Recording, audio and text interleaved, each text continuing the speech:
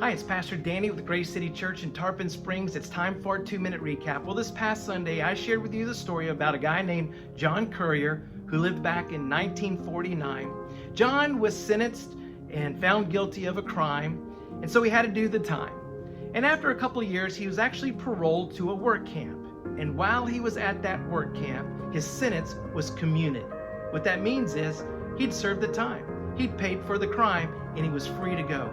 So a letter with that good news was sent to the work camp, and it was also sent to John. The sad news is this, is that John never received the good news. In fact, he would continue to work at that work camp for another 10 years until a parole officer would come across that letter and finally share the good news with John.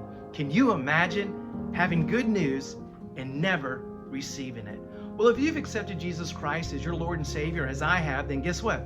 We've received good news, and good news is meant to be shared. We have the wonderful privilege of sharing with other people that they no longer have to be prisoners to their sin. They can be set free and be assured of heaven. That's good news. And in Romans chapter 10, there's 2 verses that ask 3 questions. And it's directed to, hey, how can these people hear the good news? And guess who it's up to?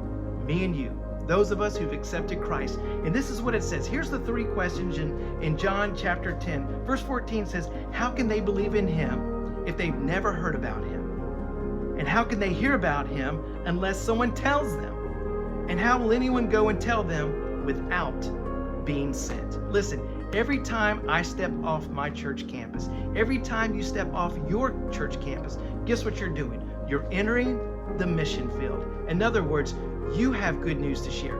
I have good news to share, and we need to live our lives well sent to share the good news with others. And that's your 2-minute recap.